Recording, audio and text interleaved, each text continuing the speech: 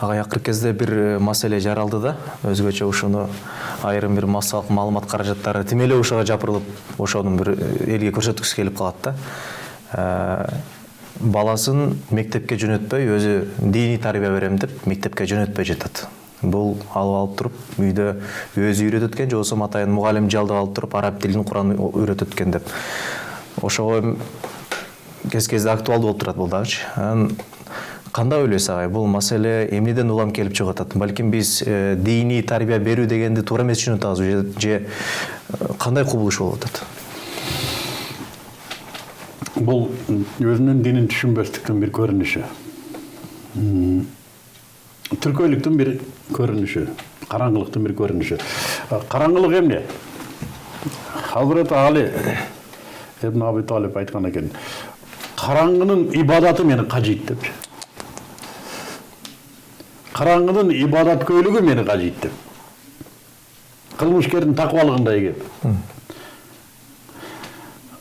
Биздин дин илимге негизделген дин. Атеисттер биздин динди илимге каршы коет. Бизди караңгы деп эсептейт. Илим жарык, свет, илимий баардык нерсе практика менен далилденет, а биз ушу кечке эңкейип тоңкоюп ушу шалбырап кийинип алып ушу мечитте свет жок мечитте отура берген бир караңгы түркөй эл деп катары карайт атеисттер. Чындыгында биздин дин илимге негизделген дин. Биз Кудайды илим аркылуу тааныйбыз. Анан ошого акылыбыз макул келет, жүрөгүбүз аны тастыктайт. Кудай барбы десең, бар. Эмнеге? Далили менен айтасың. Себеби мындай болсо мындай болмок эмес, мындай болсо мындай. Физика Кудайдын бар экенин далилдеген илимдердин тобу. Математика Кудайдын бар экенин далилдеген. Химия Кудайдын бар экенин далилдеген. Астрономия Кудайдын бар экенин далилдеген. Койчу бүт азыркы светтик илимдер деп аталып аткан кулуштарды үйрөтүүчү системанын бардыгы Кудайдын табиатын үйрөтүүчү комплекстер. Мына ошону билип, биз тастай алабыз. Биз аны билүүгө милдеттүүбүз. Физиканы билүүгө милдеттүүбүз. Аламдардын ээси деп атабыз да, астрономияны билбейбизби? Жарык нуру канчалык ылдамдык менен учат билбейбизби? Галактика деген эмне билбейбизби? 2-ге 2-ни кошсо 4 болот. Эмнеге? Логарифм деген эмне? Интеграл деген эмне? Дифференциал деген эмне? Логарифм кадимки турмуштук система. Ушул Аллах Субханаху ва Тааланын өлчөм талаасы, өлчөм табиатын түйүндүргөн илим экендигин биз билбейбизби? Айтып берсең бул түгөнбөйт. Биринчи азыркы айтылып аткан илимий ааламга биринчи чыйыр салгандар мусулмандар. Ошолор медреселерде ачкан илимдерди. Ал кезде мектеп болгон эмес бүт медресе. Лабораториянын барды медреседе. Муну жанагы сен айтып аткан түркөй ата-эне байкуш кайдан билсин? Ал мектепте өзүнө окшогон. Бул өзү жардын биягында турса, анын өзүнө окшогон бирөө биякта турат. Бир караңгы мугалим турат, өзүнө окшогон. Бул ибадаткөй караңгы, биякта ибадаты жок бир караңгы турат. Ошол балага зулум кылышы мүмкүн. Адамдын интеллектин сыйлаганды билбеген бир түркөй эжеке зулум кылышы мүмкүн. Сен мына эмне оронуп келип алдың? Биз светтик мамлекетпиз. Өзү түшүнсө гана светтик деген эмне. Балага зулум кылса, бул караңгы ата-эне эмне кылды? Аны мына илимден чыгарып алды, үйгө отургузуп койду. Экөөсүнүн айырмасы эмне? Эч кандай айырмасы жок. Бул ибадаты жок, бул ибадаты бар караңгы. Керек болсо ушул ата-эне мына жерге барып, баласынын укугун коргоп, мектепке далилдеп, өзүнүн ким экендигин, мусулман ким экендигин, анын ким экендигин далилдеп, илимдин керектигин, кызын керек болсо, баласын ушундай окутуш керек, мектептеги жолук салынбагандардан күчтүү окуйдурган кылып коюш керек эле. Мына сага. Муну мен заманбап мусулман ата-эне дейм. Ал ушул менен проблеманы чечти десе чечкен жок. Ал байкуш бала илимден махрум болду. Анын психологиялык травмасын айтпа. Үйдө чынчыйт ал өзү. Ойнай албайт курбулары менен. Болгону бир жолук үчүн. Эмнеге мага жолук үчүн ушундай болду? А кийин анын жолук кийерин ким билет? Ошондуктан биздин дин илим жана анын үнүсүнө курулган. дейм.